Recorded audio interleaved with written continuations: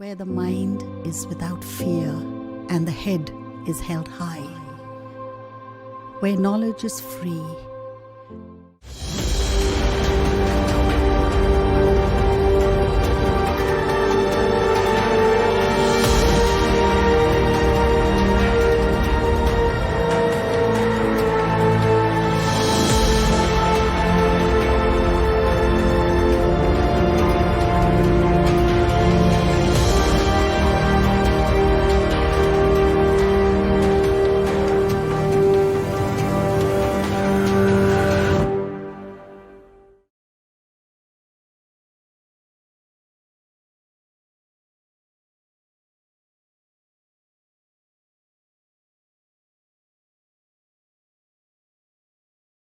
আচ্ছা প্রিয় ছাত্রছাত্রী, আশা করি সকলে ভালো আছো। এই প্যান্ডেমিক পরিস্থিতির জন্য ক্লাসে পঠন পাঠন বন্ধ আছে বলে আমাদের যে মালদা জেলা প্রশাসন আর শিক্ষা দপ্তর অনলাইন ক্লাসের ব্যবস্থা করেছে। আশা করি এটা জন্য অনেক ছাত্রছাত্রী উপকৃত হবে। তো এর আগে আমি গতিশীল আধানের উপর চুম্বকীয় বল আর চুম্বকত্ব সম্বন্ধে কিছুটা বলেছিলাম। শুধু এটাই আলোচনা করেছিলাম যে গতিশীল আধানের উপর চুম্বকীয় বল, এখানে উপর কথাটা ছাড়া গেছে, গতিশীল আধানের উপর চুম্বকীয় বল। তো এর আগে যেগুলো আলোচনা করেছিলাম সেখানে আমরা দেখেছিলাম যে একটা গতিশীল আধান যদি চুম্বক ক্ষেত্রে লম্বভাবে প্রবেশ করে তাহলে তার গতিপথ বৃত্তাকার হবে, এবং সেখানে এটা ক্যালকুলেশন করেছিলাম যে তার কম্পাঙ্ক হবে 1/2 Q/m b। অর্থাৎ এই কম্পাঙ্কের রাশিমালায় দেখা যাচ্ছে যে এখানে বেগ অনুপস্থিত আছে আর ব্যাসার্ধ অনুপস্থিত আছে, অর্থাৎ কম্পাঙ্ক বেগের উপর এবং বৃত্তপথের ব্যাসার্ধের উপর নির্ভর করে না। এই ধর্মটাকে কাজে লাগিয়ে কণিকা ত্বরক যন্ত্র পার্টিকেল অ্যাক্সেলারেটর সাইক্লোট্রন তৈরি করা হয়েছে। তো এটা কিভাবে তৈরি করা হয়েছে দেখো, যে এখানে ব্যাসার্ধ যদি বেড়ে যায় তার উপর কম্পাঙ্ক নির্ভর করবে না, অর্থাৎ বেগ বেড়ে গেলেও তার উপর কম্পাঙ্ক নির্ভর করবে না। তো এই কম্পাঙ্কটা হচ্ছে সাইক্লোট্রন কম্পাঙ্ক। তো কিভাবে সাইক্লোট্রন যন্ত্রটা তৈরি হয়েছে এই ধর্মটাকে কাজে লাগিয়ে দেখো, এখানে দুটো ডিস্ক আছে, ফাঁপা ডিস্ক, ধাতুর তৈরি, ডি এর মতো দেখতে বলে এগুলোকে ডি বলা হয়। এই যে এই শেপটা হচ্ছে ডি, এটা একটা ডি, দুটা ডি এখানে আছে। এটা ফাঁপা এবং এর ভিতরটা বায়ুশূন্য করা হয় প্রায়।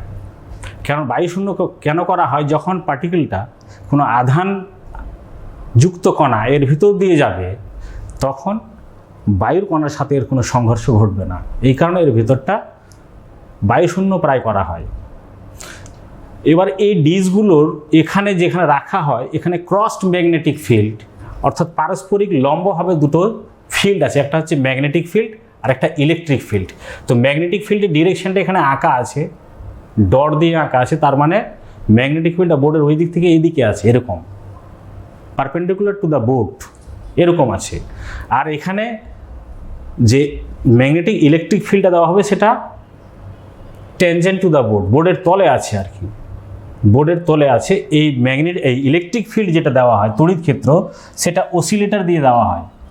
অসিলেটর একটা যন্ত্র যেটা উচ্চ কম্পাঙ্কের তড়িৎ ক্ষেত্র সৃষ্টি করতে পারে। তাহলে অসিলেটর এখানে কানেক্ট যদি করে দিই তাহলে এখানে অসিলেটর কি করবে, এখানে একটা বোর্ডের তলে তড়িৎ ক্ষেত্র দেবে, অল্টারনেটিং ইলেকট্রিক ফিল্ড, মানে পরিবর্তনশীল তড়িৎ ক্ষেত্র দেবে, এর কম্পাঙ্কটা বেশি হবে, উচ্চ কম্পাঙ্কের তড়িৎ ক্ষেত্র দেবে। এখন দেখো এই ডিগুলা যে আছে, দুটা ডির মাঝখানে একটা গ্যাপ আছে, এই গ্যাপ আছে। যদি এই গ্যাপের মধ্যে এখানে কোনো একটা আধানকে, ধনাত্মক আধানকে বা আয়নকে যদি ছেড়ে দেওয়া হয়, তো এখানে ইলেকট্রিক ফিল্ডের দরুন, এখানে ইলেকট্রিক ফিল্ডটা যদি এই দিকে হয় তাহলে কি করবে, ইলেকট্রিক ফিল্ডের দরুন ধনাত্মক আধান ইলেকট্রিক ফিল্ডের দিকটা বল অনুভব করবে। যখনই এখানে ঢুকে যাচ্ছে তখন কি হচ্ছে, ম্যাগনেটিক ফিল্ড আছে, এখানেও ম্যাগনেটিক ফিল্ড আছে। এই ম্যাগনেটিক ফিল্ডের জন্য, অর্থাৎ চুম্বক ক্ষেত্রের জন্য, এটা চুম্বক ক্ষেত্রকে অক্ষ করে তার চারিদিকে বৃত্তাকার পথে ঘুরবে। যখনই একটা ও পাক কমপ্লিট করবে, একটা রাউন্ড দিবে যখনই, তখন এখানে ইলেকট্রিক ফিল্ড ডিরেকশনটা কি হবে, আবার এই দিকে হয়ে যাবে। এই দিকে যদি ডিরেকশনটা হয় তাহলে এক্ষেত্রে ইলেকট্রিক ফিল্ড একটা বল অনুভব করবে, আর বল অনুভব করলে একটা শক্তি অর্জন করবে। কারণ আমরা জানি V equal to W by Q. ভিউ যদি বিভব পার্থক্য হয়, ভি পোটেনশিয়াল ডিফারেন্স হয়, আর ডব্লিউ যদি কার্য হয়, আর কিউ আধান, তাহলে এর উপর এক্ষেত্রে কার্য কত হচ্ছে আধানটার উপর? W equal to Q V. এত পরিমাণ কার্য হচ্ছে এখন। এই কার্যের জন্য কী হবে? গতিশক্তি অর্জন করবে, আর কিছুটা আরও বেশি দূর চলে যাবে, অর্থাৎ বড় বৃত্তাকার পথে চলে যাবে। বড় বৃত্তাকার পথে যখন যাবে তখন চৌম্বক ক্ষেত্র কী করবে? তো তাকে আবার বড় বৃত্তাকার ব্যাসার্ধ পথে ঘুরবে। কিন্তু ব্যাসার্ধের উপর যেহেতু কম্পাঙ্ক নির্ভর করে না, তার কম্পাঙ্কটা একই থাকবে। এটা যখন হাফ সার্কেল কমপ্লিট করবে, কমপ্লিট করে এখানে আসলো, যখন এখানে আসার ফলে কী হলো? তড়িৎ ক্ষেত্রটা রিভার্স হয়ে গেল, মানে এদিকে কাজ করছে। এখানে যখন এদিকে কাজ করছে তখন এর উপর আবার একটা কার্য হচ্ছে কিউভি পরিমাণ, ফলে গতিশক্তি বেড়ে যাচ্ছে এবং আরও বড় বৃত্তাকার পথে ঘুরছে। আবার এখানে যখন আসছে তখন আবার কিউভির জন্য বড় বৃত্তাকার পথে ঢুকে যাচ্ছে, আবার এই জায়গায় এসে এইভাবে করে বড় বৃত্তাকার পথে ঘুরছে। ঘুরতে ঘুরতে ঘুরতে ঘুরতে যখন এই ডিজের ব্যাসার্ধের সমান হয়ে যাচ্ছে, তখন চুম্বক ক্ষেত্র ওকে কী করছে? বাইরে বের করে দিচ্ছে। এখানে চৌম্বক ক্ষেত্রের জন্য বাইরে বেরিয়ে যাচ্ছে, তড়িৎ ক্ষেত্র এমনভাবে প্রয়োগ হচ্ছে যে বাইরে বের হয়ে যাচ্ছে। তখন অর্থাৎ আমরা তখন কী হচ্ছে? ব্যাসার্ধ যেহেতু বেড়ে যাচ্ছে, তাহলে গতিশক্তি বাড়ছে। গতিশক্তি বাড়ার জন্য কী করছে? যখন ও এখানে বার হচ্ছে তখন এই গতিশক্তি অর্জন করছে। কারণ আমরা জানি চৌম্বক ক্ষেত্রে যখন ঘুরছে ও, তখন ঘোরার জন্য প্রয়োজনীয় অভিকেন্দ্র বল হচ্ছে mv স্কোয়ার বাই আর। এই mv স্কোয়ার বাই আর কে সাপ্লাই করছে? এটা সাপ্লাই করছে চুম্বকীয় বল গতিশীল আধানের উপর, সেটা হচ্ছে কিউ ভিবি। আমরা জানি কিউ ভি ক্রস বি। তো এটা যেহেতু পারপেন্ডিকুলার আছে, এর বেগের সাথে এই চৌম্বক ক্ষেত্রটা পারপেন্ডিকুলার আছে, তাহলে কিউ ভি ক্রস বি সমান দাঁড়াবে, যেহেতু 90 ডিগ্রি, সমান হচ্ছে কিউ ভিবি। এটা আগেই বলেছি আমি তোমাদের। তাহলে কিউ ভিবি হচ্ছে, তাহলে ভি সমান হচ্ছে q B by r, q B by m, q B r by m হচ্ছে। তাহলে ই সমান আমরা কি জানি? গতিশক্তি half m v square, half m, আর ভি এর মানটা যদি বসাই আমরা, তাহলে এটা পাচ্ছি। অর্থাৎ নির্গমনের সময় তার গতিশক্তি এতটা হচ্ছে। এখন তোমাদের এই কথাটা আমি বলেছি যে চুম্বকীয় বল, লরেন্ট চুম্বকীয় বল যেটা এফ এম, সেটা হচ্ছে কিউ ভি ক্রস বি। দেখা যাচ্ছে এই বলের সাথে বেগ লম্ব আছে, বিও লম্ব আছে, আর বলের সাথে যদি বেগ লম্ব থাকে তাহলে সেই বল কোনো কার্য করে না। অর্থাৎ এখানের গতিশক্তি বাড়ছে, যে এই গতিশক্তি বাড়ার জন্য চুম্বকীয় বল দায়ী নয়। চুম্বক ক্ষেত্রের গতিশক্তি বাড়াচ্ছে না, এর গতিশক্তি বাড়াচ্ছে তড়িৎ ক্ষেত্র। কারণ প্রতি ক্ষেত্রে তড়িৎ ক্ষেত্র একবার অর্ধ জন্য কিউভি পরিমাণ, অর্ধ পাকের জন্য এই কিউভি পরিমাণ তার শক্তি বেড়ে যাচ্ছে। এইভাবে যতবার পাক খাবে ততবারও কিউভি পরিমাণ শক্তি বাড়তে থাকছে। এই বাড়তে বাড়তে শক্তি যখন একটা যথেষ্ট পরিমাণ শক্তি হয়ে যাবে, তখনও প্রচণ্ড বেগ নিয়ে বেরোতে থাকবে। অর্থাৎ কণাটার ত্বরণ হলো, বেগ বাড়লো, এত বেগ বেড়ে গেল যে কোনো একটা অ্যাটমকে বা কোনো একটা টার্গেটকেও আঘাত করতে পারবে। তাহলে এটা হলো কণিকা ত্বরক যন্ত্র, যেটার নাম হচ্ছে সাইক্লোট্রন। তাহলে সাইক্লোট্রন যন্ত্রের কার্যনীতি কীভাবে হবে? এই সাইক্লোট্রন কম্পাঙ্ক যে আছে, এর কম্পাঙ্কের সমান হতে হবে এখানে যে ইলেকট্রিক ফিল্ড দিয়েছে তার কম্পাঙ্ক। এই দুটার কম্পাঙ্ক যখন সমান হবে, তখন এই যন্ত্রটা কাজ করবে। অর্থাৎ তখন কি করবে? প্রতি ক্ষেত্রেই অর্ধপাকের জন্য চৌম্বক তড়িৎ ক্ষেত্রটা এমন হবে যে উল্টে যাবে। আর যখন এই জায়গায় আসছে, তখন এমন হবে এর অভিমুখটা যে এটা উচ্চ বিভবে থাকবে, এটা নিম্ন বিভবে থাকবে। কারণ এই দিক থেকে এই দিকে যাচ্ছে ও, তাহলে এদিক থেকে এদিকে যেতে গেলে এটার বিভবটা উচ্চ হবে, এটার বিভবটা নিম্ন হবে। উচ্চ বিভব থেকে নিম্ন বিভব হবে। আবার এখানে যখন আসছে ও এদিকে যাচ্ছে, তখন এটা উচ্চ বিভব হবে, এটা নিম্ন বিভব হবে। অর্থাৎ এর পোলারিটি চেঞ্জ হবে একটা নির্দিষ্ট সময় অন্তর অন্তর। এটাই হচ্ছে সাইক্লোট্রন যন্ত্রের কার্যনীতি। আরেকবার আমি বলে দিই, যখন একটা আধানকে এখানে ছাড়া হলো, তখন তড়িৎ ক্ষেত্রের অভিমুখ এমন হলো যে এখানে উচ্চ বিভব, এটা নিম্ন বিভব।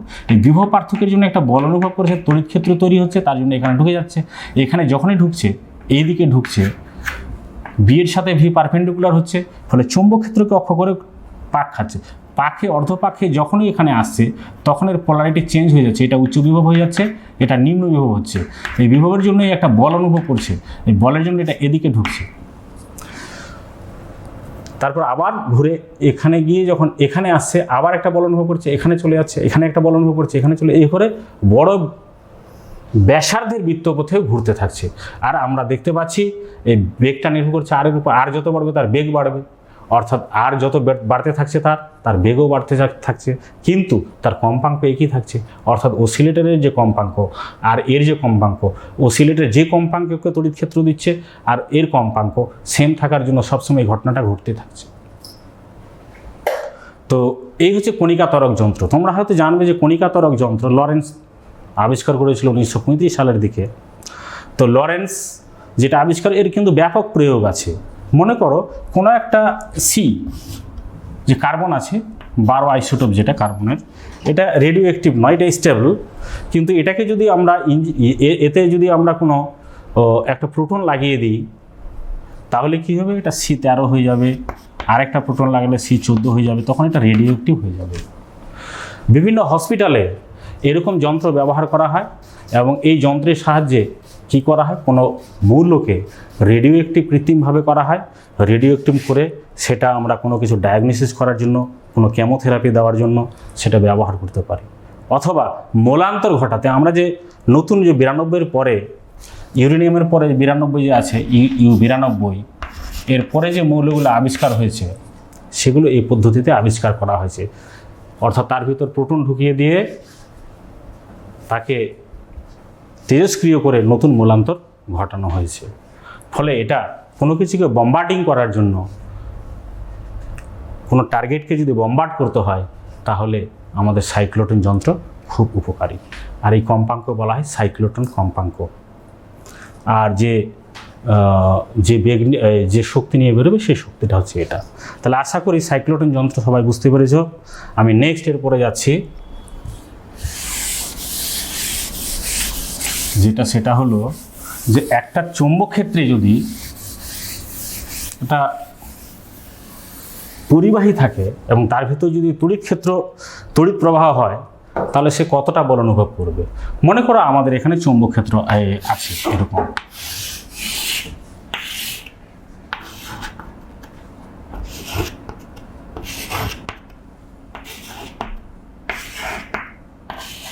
চৌম্বক ক্ষেত্র আছে আর এখানে একটা পরিবাহী আছে,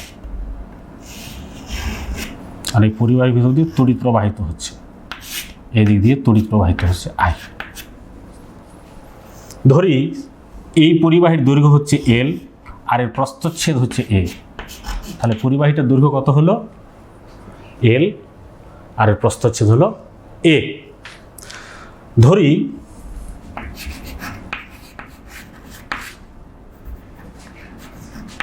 পরিবাহীর প্রতি একক দৈর্ঘ্যে প্রতি একক আয়তনে ধরি পরিবাহীর প্রতি একক আয়তনে আধান সংখ্যা n। পরিবাহীর আয়তন কত হবে, পরিবাহীর আয়তন হবে LA, কারণ এর দৈর্ঘ্য L আর প্রস্থচ্ছেদ A, তাহলে পরিবাহীর আয়তন হচ্ছে LA। তাহলে পরিবাহীতে আধানের সংখ্যা কত, তাহলে আধান সংখ্যা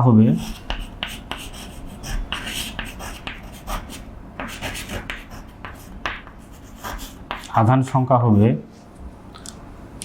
NLA।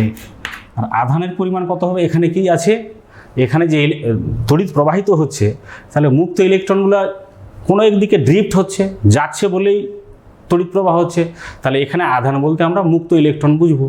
তাহলে আধানের সংখ্যা যদি NLA হয় তাহলে মোট আধান কত হবে, এক একটা E, ইলেকট্রনিক চার্জ হচ্ছে E, তাহলে মোট আধান হবে এখানে সেটা হচ্ছে NELA। এতটা মোট আধান আছে, তাহলে তাহলে আমরা কিউ সমান লিখতে পারবো, মোট আধান যদি কিউ হয়, কিউ সমান লিখতে পারবো এন ই এল এ। দেখো আরেকবার বলছি, মনে করো আমাদের এখানে একটা চৌম্বক ক্ষেত্র আছে, এই চৌম্বক ক্ষেত্রে একটা পরিবাহী আছে যার ভিতর দিয়ে তড়িৎ প্রবাহ হচ্ছে। কতটা তড়িৎ প্রবাহ হচ্ছে? আই। এর দৈর্ঘ্য হচ্ছে এল, প্রস্থচ্ছেদ এ। এ কতটা বল অনুভব করবে? এই পরিবাহীটা চৌম্বক ক্ষেত্রে কতটা বল অনুভব করবে সেটা আমরা নির্ণয় করছি। এখন এ কেন বল অনুভব করবে? কারণ আমরা জানি গতিশীল আধানের উপর চুম্বকীয় বল কাজ করে, অর্থাৎ কোনো আধান যদি গতিশীল থাকে তার উপর চুম্বক বল প্রয়োগ করে। তাহলে এর ভিতর যখন তড়িৎ প্রবাহ হচ্ছে তার মানে ইলেকট্রনগুলো গতিশীল আছে, এই গতিশীল আধানগুলো তাহলে একটা বল অনুভব করবে। এই গতিশীল আধানগুলো তো আবার বাউন্ড কার মধ্যে আছে? এই পরিবাহীর মধ্যে। তাহলে আধানগুলো যদি বল অনুভব করে তাহলে পরিবাহীটাও একটা বল অনুভব করবে। তাহলে আমরা লরেঞ্জের চুম্বকীয় বল থেকে আমরা পাবো F M equal to Q V cross B. এখানে আমি ডি লিখছি, ভিডি। কেন ভিডি লিখছি? এই ভিডিটাকে বলছে ড্রিফট ভেলোসিটি অফ ইলেকট্রন, অনুপ্রবাহ বেগ। কারণ ইলেকট্রনগুলো যে যাচ্ছে তাদের একটা বেগ আছে আবার। তো একটা গড় বেগে যদি যায়, এটা তোমরা পড়েছো তড়িৎ চ্যাপ্টারে, যারা যদি গড় বেগে যায় তো এই গড় বেগটাকে বিচলন বেগ বলা হয় বা অনুপ্রবাহ বেগ বলা হয়, কারণ এখানে কলিশন হয়, অনেক একটা গড় বেগ পাবে। তো এই বেগটাকে বলছে ড্রিফট ভেলোসিটি, এই কারণে ভিডি দিয়ে লিখছি। তাহলে এতটা বল অনুভব করবে এই মোট আধানগুলো। যেহেতু আধানগুলো পরিবাহীর মধ্যে আছে তাহলে পরিবাহীটা মোট এত বল অনুভব করবে, কিউ ভিডিবি, যেখানে ভিডি হচ্ছে ইলেকট্রনের অনুপ্রবাহ বেগ। এখন এই মানগুলো যদি আমি বসাই তাহলে আমি পাচ্ছি কিউ মানে কি? এন ই এল এ, তাহলে হবে এন ই এল এ ভিডি ক্রস বি, এটা হবে। কিন্তু আমরা স্থির তড়িৎ চ্যাপ্টার থেকে এটা পড়েছি যে একটা রাশি আছে যেটাকে প্রবাহ ঘনত্ব বলা হয়, তড়িৎ প্রবাহ ঘনত্ব, জে সমান হচ্ছে আই বাই এ। জে এটা কিন্তু ভেক্টর রাশি, এটা মনে রাখতে হবে। এটা ভেক্টর রাশি, এ একটা ভেক্টর রাশি এরকম। তো এখানে লেখা যাবে না, এখানে একটা এন ক্যাপ দিয়ে দিচ্ছি আমি। তাহলে জে হচ্ছে একটা ভেক্টর রাশি, তড়িৎ প্রবাহ ঘনত্ব। তাহলে আর জে সমান আমরা লিখতে পারি এন ই ভিডি, এটা ভিডি, এন ই ভিডি। এখানে যেহেতু বেগ এটা ভেক্টর রাশি হবে। তাহলে এফ এম সমান কত দাঁড়াচ্ছে? এফ এম সমান দাঁড়াচ্ছে এই যে এন ই ভিডি, এর জায়গায় তাহলে হবে কি জে, তাহলে হচ্ছে এল জে এল এ এল জে ক্রস বি, এটা হচ্ছে। কারণ এনই ভিডি মানে জে বসেছি, এল এটা আগে লিখলাম, এল এটা আগে লিখিয়ে জে লিখলাম ইন্টু বি। কিন্তু এইখান থেকে আমরা পাচ্ছি এ জে মানে আই, তাহলে এ জের জায়গায় আমি আই লিখতে পারি। তাহলে এ আর জের জায়গায় যদি আই লিখি তাহলে হচ্ছে আই এল ক্রস বি। এখন তোমরা হয়তো ভাবছো যে ছিল, এখন এল আগে এর মাথায় ভেক্টর দেওয়া হয়নি, এখন এলের মাথায় ভেক্টর কেন হলো? যেটাতে উঠে গেল।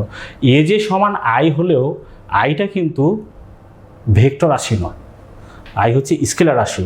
আইয়ের ডিরেকশনটা কী হবে? লেংথের দিকে, যেদিকে লেংথ আছে সেদিকে আই। তাহলে অ্যাকচুয়ালি এলটা হচ্ছে ভেক্টর রাশি, এই কারণে আমি আই এল ক্রস বি লিখলাম। এখন যেহেতু এরা পারপেন্ডিকুলার আছে,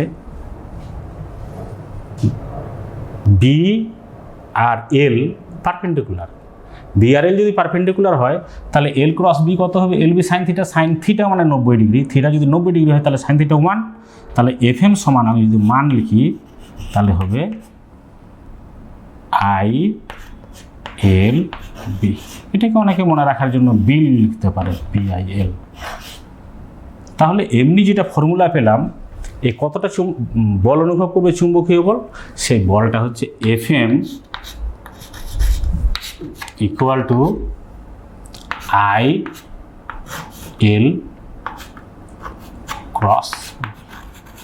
এখন ব্যাপারটা হচ্ছে যে FM একটা ভেক্টর রাশি, ফোর্স L ভেক্টর রাশি, B ভেক্টর রাশি, তাহলে ডিরেকশনটা কোন দিকে হবে? এই ডিরেকশনটা অবশ্যই কর্গ-স্ক্রু নিয়ম থেকে আমরা জানতে পারি, কারণ ভেক্টর প্রোডাক্টের যে নিয়মটা আছে সেই নিয়মটা এটা মেনে চলবে। দেখি কিভাবে হয় এটা। তাহলে L ক্রস B যদি হয়, এদিকটা মনে করো L আছে আর এদিকটা B আছে, তাহলে FMটা কোন দিকে হবে? তো কর্গ-স্ক্রু নিয়ম ছাড়াও আরেকটা নিয়ম আছে, যেটা হচ্ছে ডান হাতের নিয়ম। এই যে এরকম যদি বসায়, বুড়ো আঙুলটা যেটা দিক দেখাবে সেটাই হচ্ছে FM এর দিক। যেমন C ইকুয়াল টু হচ্ছে A ক্রস B,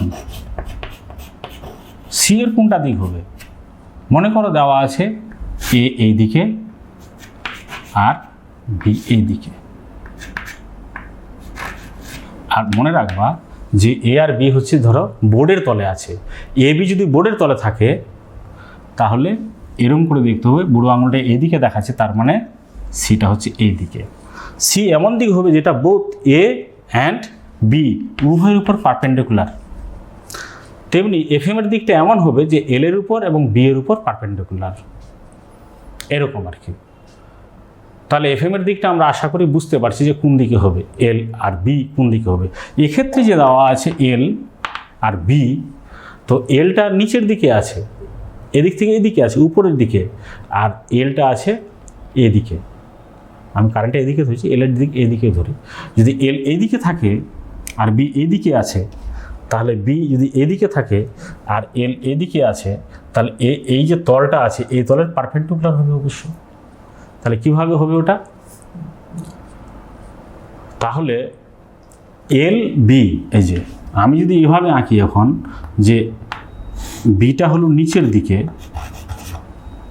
এটা তো উপরের দিকে আছে, বিটা উপরের দিকে আছে আর এলটা এদিকে আছে, বি উপরের দিকে, এল আছে বোর্ডের তলে, তাহলে এটা এরকম হবে, এই দিকটা হবে।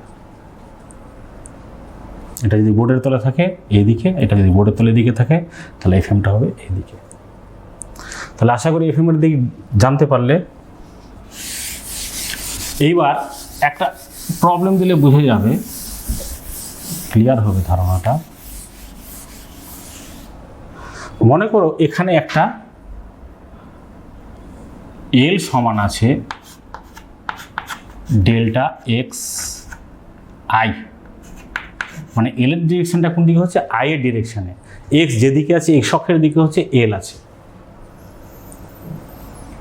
তাহলে এরকম একটা মনে করো এল আছে, ডেল্টা এক্স মনে করো 3 সেমি,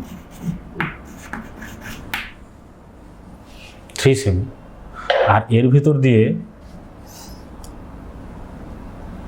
ডেল্টা এক্স যদি 3 সেমি হয়, তাহলে এফ এম সমান ধরো বিআইএল অ্যাকচুয়ালি হবে আই এল ক্রস বি। এই সূত্রটা যদি ইউজ করতে বলছি তোমাদের, তো ডেল এল সমান দেওয়া আছে ডেল্টা এক্স, আর বি দেওয়া আছে মনে করো এখানে দেওয়া আছে 10⁻7, 10⁻7 জে মনে করো, জে দেওয়া আছে, আর আই দেওয়া আছে আই তড়িৎ প্রবাহ, আই দেওয়া আছে 10 এম্পিয়ার। তাহলে এর উপর বলটা কোন দিকে হবে সেটা জানতে হবে। তাহলে আমরা কি করব, এই দিকটা হচ্ছে এল এক্স অক্ষ, আর বি কোন দিকে আছে? জে এর দিকে, যেটা এদিকে আছে ওয়াই অক্ষ বরাবর, তো এদিকটা হচ্ছে বি। তাহলে এফ কত হবে? এফ সমান হবে আই এফ সমান, এটা বড় হাতের আই এল ক্রস বি। তো এল মানে কত দেওয়া আছে দেখো, ডেল্টা এক্স আই, আর ডেল্টা এক্স মানে 3 সেমি। এটা যদি মিটারে করি তাহলে 0.3 হবে মিটার। আর আই দেওয়া আছে 10 এম্পিয়ার, 10 আর 3 হচ্ছে এটা কত 0.3 i, এই আইটা মানে ইউনিট ভেক্টর এবং X axis cross B, B দেওয়া আছে কত 10⁻⁻7 জে।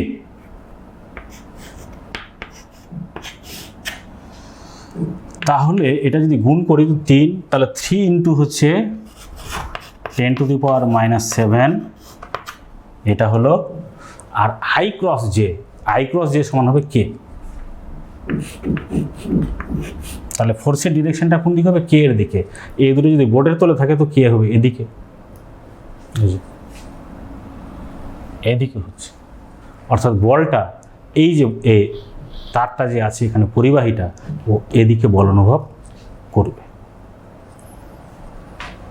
তাহলে বোঝা গেল এল দেওয়া আছে, বি দেওয়া আছে, এদের ডিরেকশনটা আই যে দিয়ে এল আর বি এর ডিরেকশনটা দিয়ে দিয়েছে। তাহলে ফোর্সের ম্যাগনিটিউড কত হবে আর দিক কত হবে সেটা বের করতে হবে। আমি তাহলে সিম্পলি ভেক্টর গুণ করে আমি এটা বের করতে পারছি, কারণ আই এল ক্রস বি। এখানে একটা কথা বলে রাখা ভালো যে এই যে এফএম সমান পাচ্ছি,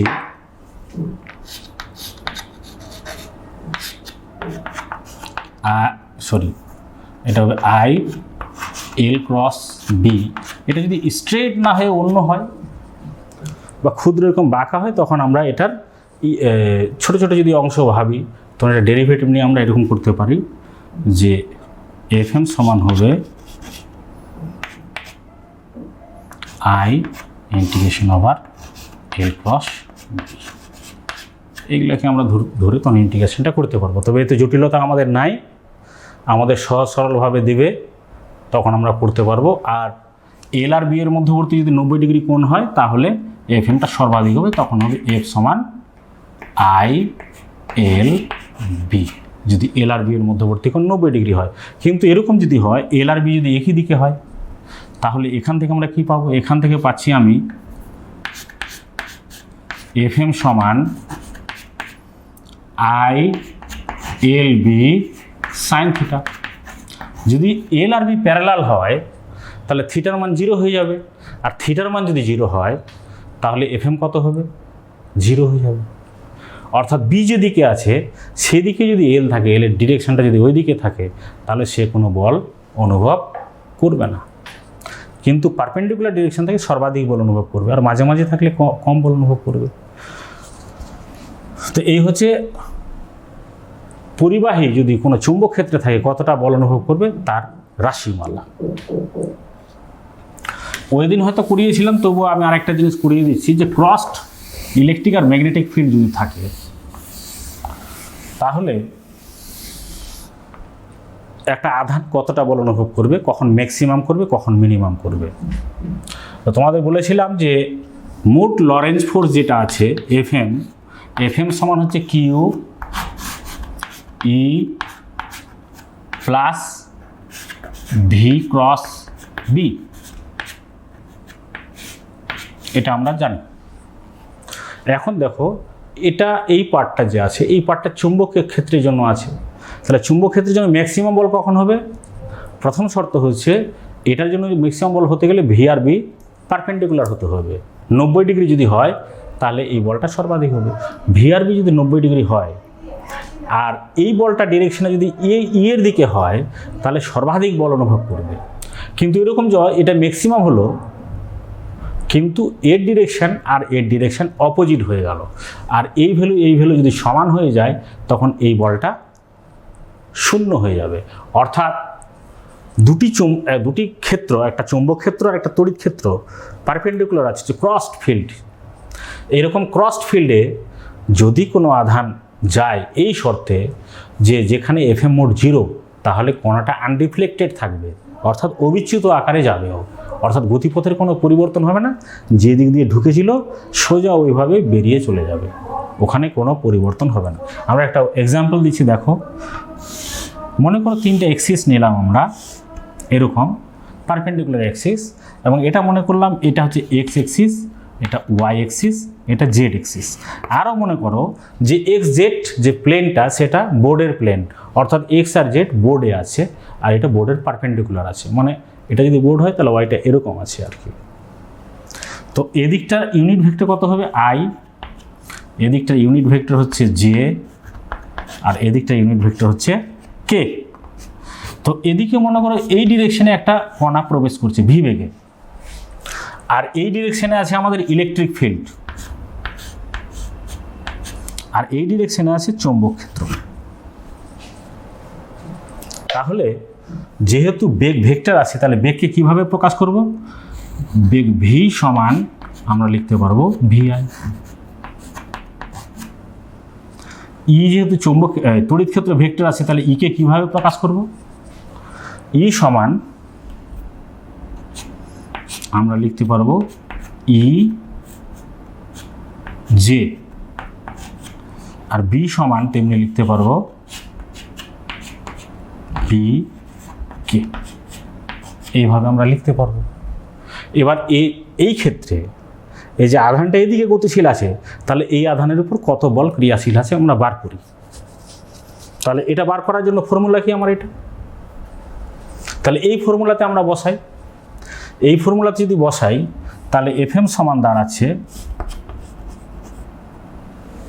সরি এখানে ভেক্টর হবে, এফএম সমান দাঁড়াচ্ছে আমার কিউ,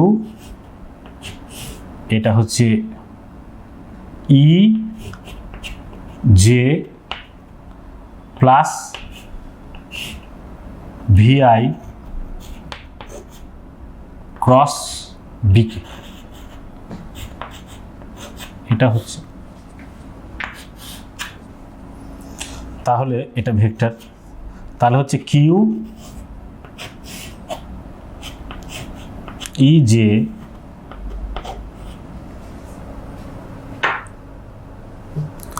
প্লাস, দেখো এখানে আই ক্রস কে এরকম যদি ক্রসগুলো হয় তাহলে পজিটিভ হবে, আর এদিকে যদি ক্রস হয় ক্লকওয়াইজ তাহলে নেগেটিভ হবে। আই ক্রস কে এদিকে করছি তাহলে নেগেটিভ হবে। I cross K equal to হবে মাইনাস জে, তাহলে হচ্ছে এখানে প্লাস না লিখে লিখবো মাইনাস ভিবি জে। আশা করি বুঝতে পেরেছো। আই ক্রস জে সমান কে হবে, যেহেতু এদিকে আছে anti clockwise, I cross J সমান পজিটিভ কে, আবার জে ক্রস কে সমান পজিটিভ আই, আবার কে ক্রস আই সমান পজিটিভ জে, কিন্তু উল্টো দিকে যখন করবো আই ক্রস কে হবে তখন মাইনাস জে। তাহলে হচ্ছে Q E minus VB J. FM zero হতে গেলে এটাকে জিরো হতে হবে, যদি এফএম জিরো হয় তাহলে এফএম জিরো হবে যদি এটা জিরো হয়, অর্থাৎ এটা জিরো হলে এফএম জিরো হবে। তো মনে করো এমন করা আছে যে এটা আর এটা জিরো, এই দুটো সমান জিরো, অর্থাৎ এটা সমান এটা, তাহলে ভিবি সমান দাঁড়াচ্ছে ই, তাহলে ভি সমান দাঁড়াচ্ছে ই বাই বি। অর্থাৎ দুটো ক্রস ফিল্ডে cross magnetic and electric field আছে, যেখানে একটা আধান এভাবে ঢুকেছে যে ওই ফিল্ড দুটার অনুপাত ই আর বি এর অনুপাত ওই আধানের বেগের সমান, তাহলে আধানটা কোনো বল অনুভব করবে না আর আধানটা আনডিফ্লেক্টেডভাবে চলে যাবে। অর্থাৎ এই ঘটনাটাকে আমরা ভেলোসিটি সিলেক্টরে কাজে লাগাতে পারি। ভেলোসিটি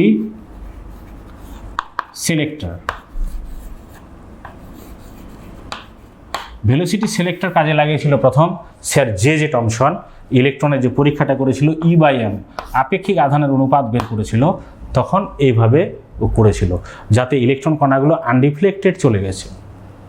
তো আনরিফ্লেক্টেড চলে যায়। তাছাড়া এটা অন্য কাজেও লাগাতে পারি, মাস স্পেকট্রোগ্রাফ একটা যন্ত্র আছে, সেখানেও আমরা এগুলো কাজে লাগাতে পারি।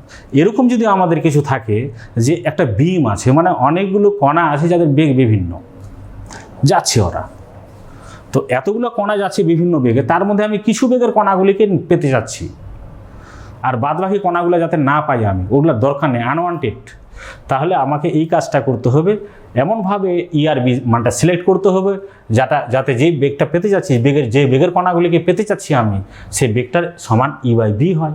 তাহলে এটা যদি আমি করতে পারি, তাহলে ওই বেগের কণাগুলি শুধু পার্টিকুলার একটা পথ দিয়ে, একটা স্লিট দিয়ে পার হবে, অন্য কণাগুলো ডিফ্লেক্টেড হয়ে চলে যাবে, ওই কণাগুলিকে আমরা পাবো না।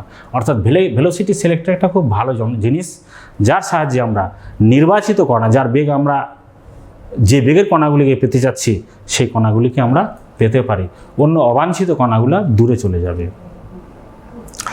তো আমরা তাহলে সাইক্লোটন যন্ত্র আলোচনা করলাম, ভেলোসিটি সিলেক্টর আলোচনা করলাম, এবং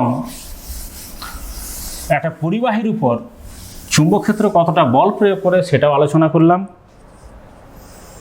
তো আমি একটা কোশ্চেন রাখতে চাই যে কণিকা ত্বরক যন্ত্র যে পড়ানো হলো, সেই কণিকা ত্বরক যন্ত্রগুলো ধনাত্মক আধানগুলিকে বা ধনাত্মক আয়নগুলিকে ত্বরান্বিত করতে পারে ও ইলেকট্রনকে ত্বরান্বিত করতে পারে না কেন? ইলেকট্রনকে কিন্তু সাইক্লোটন যন্ত্রের সাহায্যে ত্বরান্বিত করা যায় না। আমরা যদি দেখি যে কেন করা যায় না, তার উত্তরটা আমি দিচ্ছি যে আমরা জানি যে mv²/r = qvb, এটা আমরা জানি, qbv এটা আমরা জানি। তাহলে v সমান কি দাঁড়াচ্ছে? v সমান দাঁড়াচ্ছে qb r/m, এটা দাঁড়াচ্ছে। অর্থাৎ যাদের ভর বেশি তাদের ভেলোসিটি কম হবে, আর যার বেগ কম তার ভেলোসিটি বেশি হবে। তো একটা ইলেকট্রন আর একটা প্রোটনের মধ্যে বেগের ভরের পার্থক্য অনেক বেশি আছে, প্রায় 1840 গুণ ভারী একটা ইলেকট্রনের তুলনায় একটা প্রোটন। তাহলে ইলেকট্রনের বেগটাও তেমনি অনেক বেশি হবে। ইলেকট্রনের বেগ যদি খুব বেশি হয়, তাহলে আবার আইনস্টাইন একটা সূত্র আছে m = m0 1 - v²/c², এটা রেস্ট মাস আর এটা হচ্ছে রিলেটিভ মাস। অর্থাৎ ওই বস্তুটা যখন বেশি বেগে চলবে তখন তার ভরও বেড়ে যাবে, ফলে ইলেকট্রনের তখন ভর বাড়তে থাকবে। আর ইলেকট্রনের যদি ভর বাড়তে থাকে তাহলে ওই যে সাইক্লোটন কম্পাঙ্ক Nc আমি বলেছিলাম, আর যে প্রযুক্ত তড়িৎ ক্ষেত্রের কম্পাঙ্ক যদি এটা Na বলা যায়, অল্টারনেটিং ইলেকট্রিক ফিল্ড, তাহলে এই দুটোর সমান ম্যাচ করবে না। এই দুটো সমান ম্যাচ না করলে ইলেকট্রিক ফিল্ড ল্যাগ বিহাইন্ড করবে, পিছাতে থাকবে, ফলেও আর ঘুরবে না। এই কারণে ইলেকট্রনকে সাইক্লোটন যন্ত্রের সাহায্যে ত্বরান্বিত করা যায় না। তো আশা করি গতিশীল আধানের উপর চুম্বকীয় বল এটা আমরা বুঝতে পারলাম। এরপরে আমরা চুম্বকত্ব আলোচনা করব। তবে এটা আমি বলেছিলাম তোমাদের যে তড়িৎ ক্ষেত্র আর চুম্বক ক্ষেত্র দুটারের মধ্যে পারস্পরিক খুব সম্পর্ক আছে। চুম্বক ক্ষেত্র তড়িৎ ক্ষেত্র সৃষ্টি করতে পারে, আবার তড়িৎ ক্ষেত্র চুম্বক ক্ষেত্র সৃষ্টি করতে পারে। যে তড়িৎ ক্ষেত্র যে চুম্বক ক্ষেত্র সৃষ্টি করতে পারে সেটা ওরস্টেড বলেছিলেন, যে তড়িৎ ক্ষেত্র চুম্বক ক্ষেত্র সৃষ্টি করতে পারে। ওটা প্রথম দিনে আমি তোমাদের আলোচনায় বলেছি।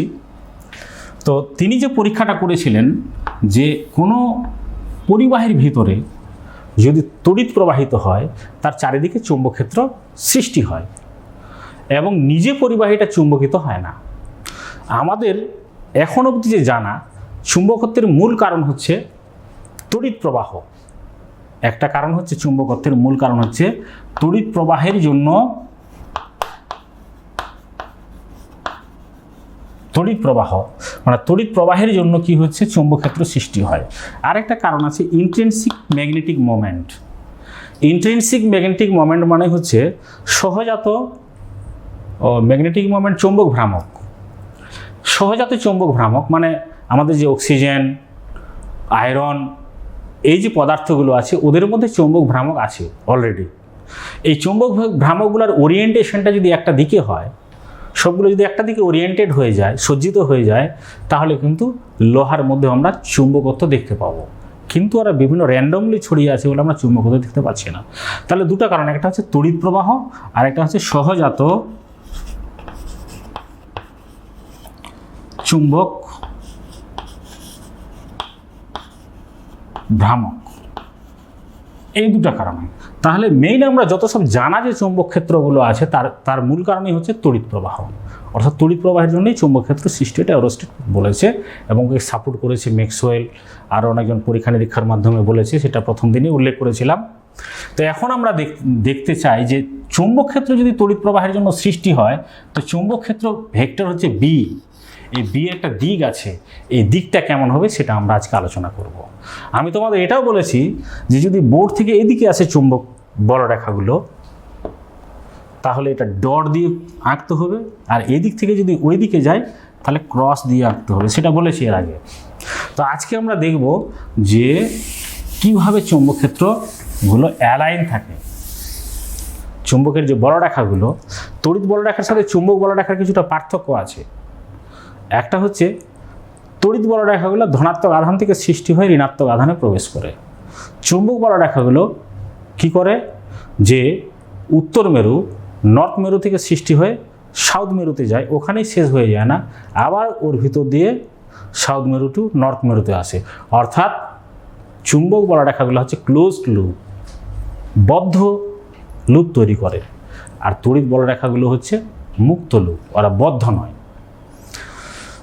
তো কিভাবে দেখো যে তড়িৎ, ধরো আমাদের এরকম একটা কার্ডবোর্ড আছে বা পিচ বোর্ড আছে মনে করো, আর একে ফোড়ে গেছে এরকম,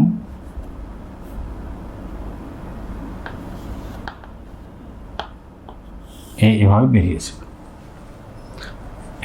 এটা দিয়ে তড়িৎ প্রবাহ নিচ থেকে উপরে যাচ্ছে, তড়িৎ প্রবাহ আই। এখানে এই বোর্ডের উপর আমরা কিছুটা ফিলিংস, আয়রনের গুঁড়ো, লোহার গুঁড়ো ছড়িয়ে দিয়েছি।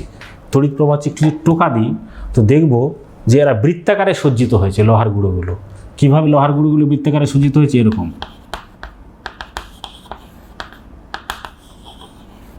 এরকম বৃত্তাকারে সজ্জিত হয়েছে। আর বৃত্তগুলো হচ্ছে কনসেন্ট্রিক, যাদের কেন্দ্রটা এই তারের মধ্যে আছে। কনসেন্ট্রিক সমকেন্দ্রিক বৃত্ত আছে এগুলো সব। তার মানে এরা সজ্জিত হয়েছে এইভাবে, মানে কি এখানে চুম্বক বলরেখাগুলো হবে বৃত্তাকার, এবং চুম্বক বলরেখাগুলো কোথায় অবস্থান করবে, এই বোর্ডের তলে।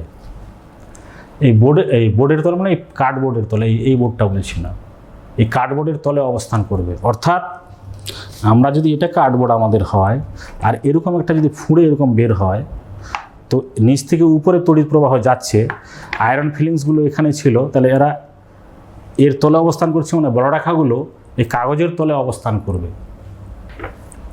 এখন দেখতে হবে যে দিক থাকবে, দিকগুলো কোন দিকে, এই দিকটা জানার জন্য আমাদের ডান হাতের তালু নিয়মটা জানতে হবে।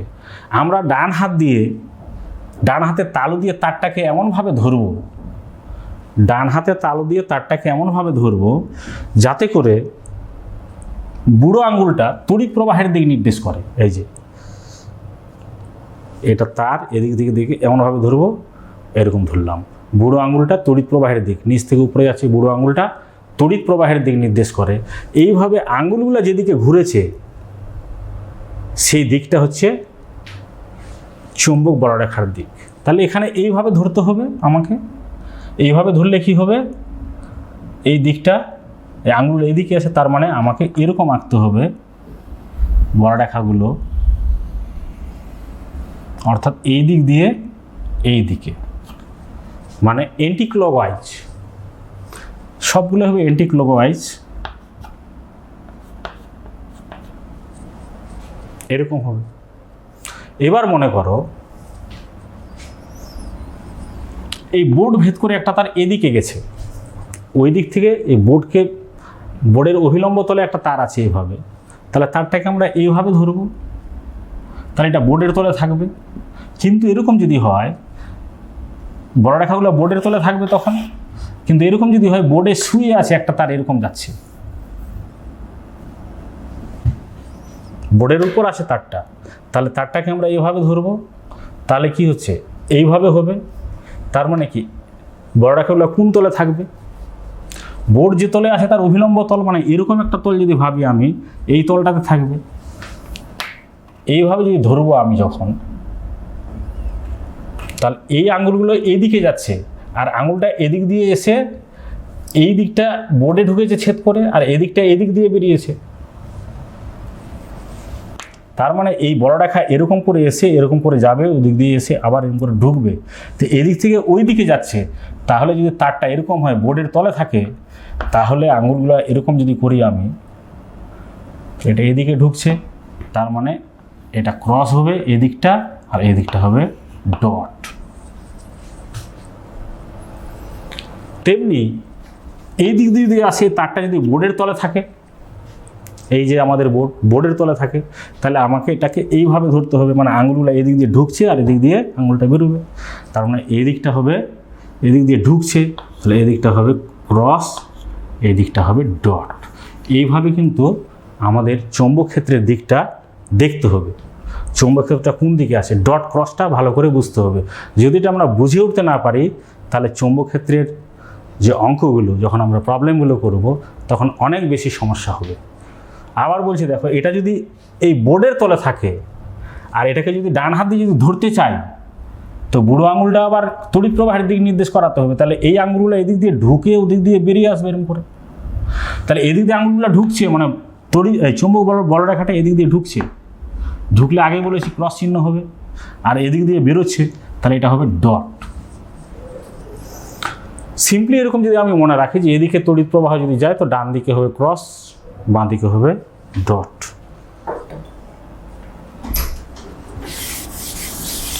এইবার দেখো তো আমাদের বলছি যে এটা যদি এরকম হয়, যে এরকম একটা বৃত্তাকার লুপ আছে,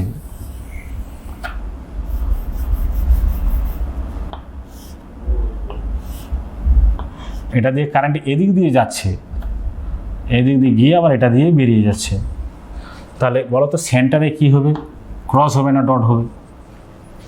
সেন্টারে, এর সেন্টারটাতে চৌম্বক বড় রেখাটা ক্রস হবে না ডট হবে?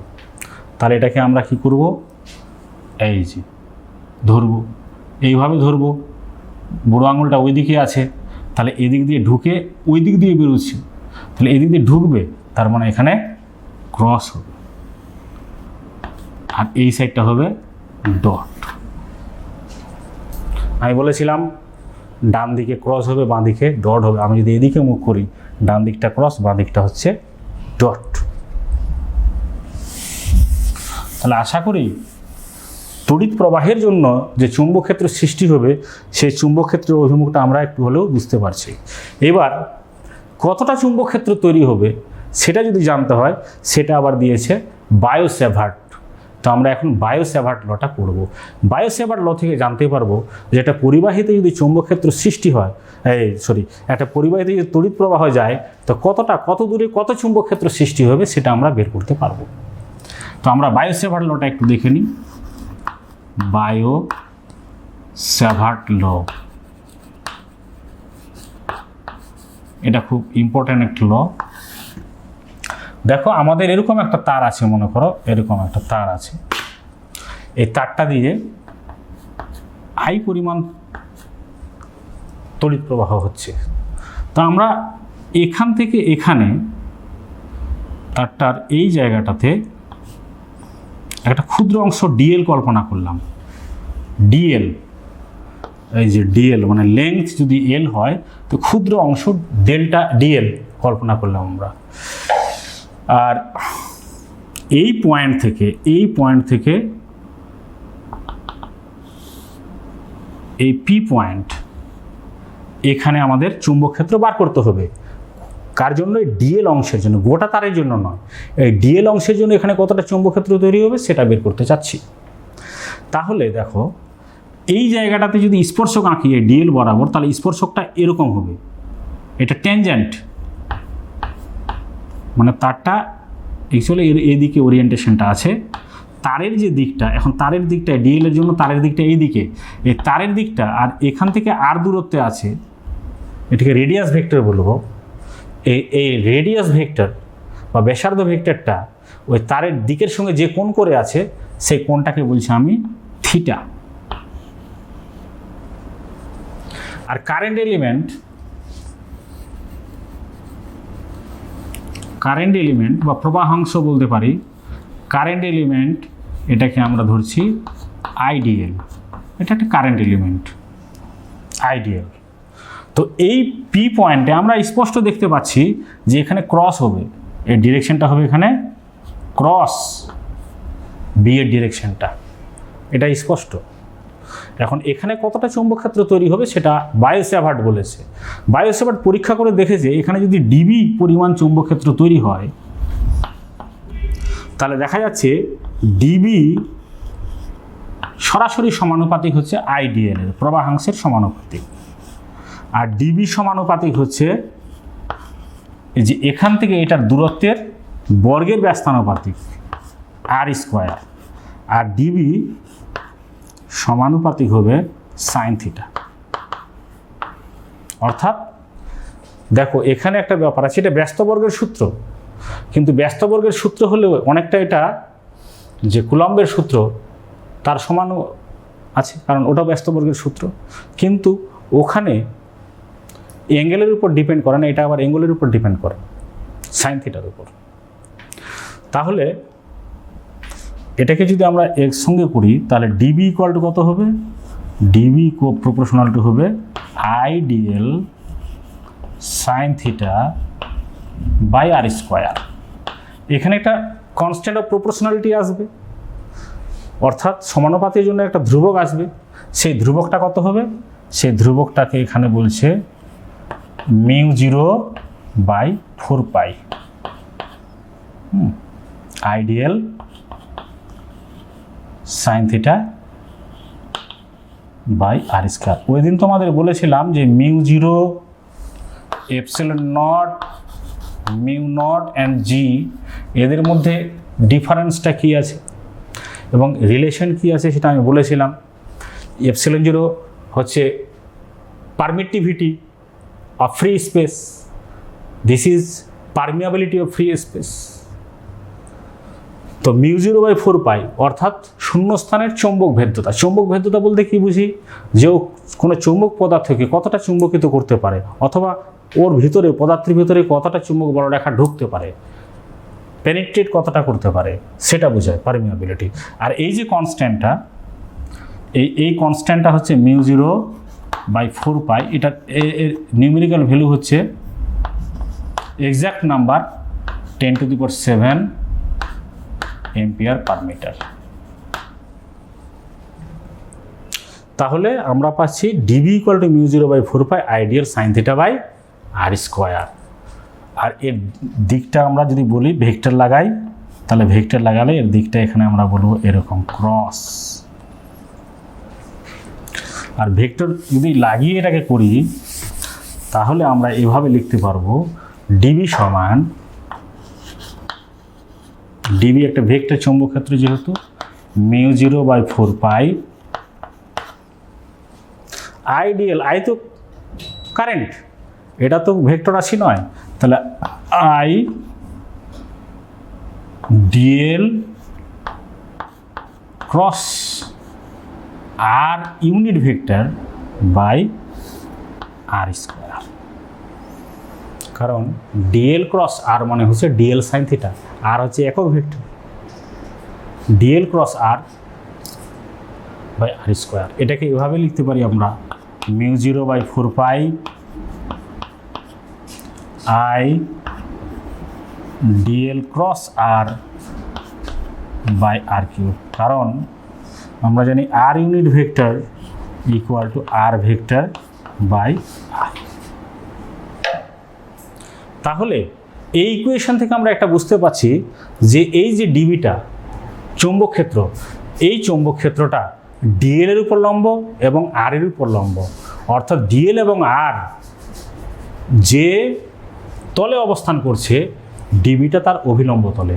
আমাদের এই আলোচনায় ডিএলটা অবস্থান করছে বোর্ডের তলে আর আরও অবস্থান করছে বোর্ডের তলে, তাহলে ডিবির অভিমুখটা হবে বোর্ডের অভিলম্ব তল, তাই আমরা এঁকেছি এই দিকটা বোর্ডের অভিলম্ব তল।